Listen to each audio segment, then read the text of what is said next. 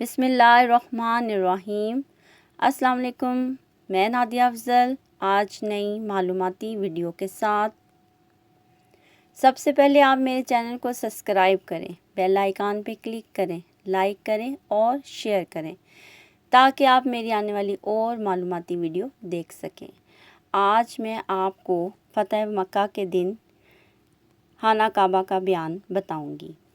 حضرت عبداللہ بن مسعود رضی اللہ تعالیٰ عنہ سے روایت ہے، انہوں نے فرمایا نبی صلی اللہ علیہ وسلم فتح مکہ کے دن مکہ میں داخل ہوئے تو اس وقت خانہ کعبہ کے گرد 360 بت نصب تھے۔ آپ صلی اللہ علیہ وسلم اپنے ہاتھ کی چھڑی سے ان بتوں کو مارتے اور فرماتے، دین حق آ گیا اور باطل مٹ گیا، حق آ چکا اور باطل سے نہ شروع میں کچھ ہو سکا اور نہ آئندہ اس سے کچھ ہو سکتا ہے۔ بہت شکریہ، اللہ حافظ۔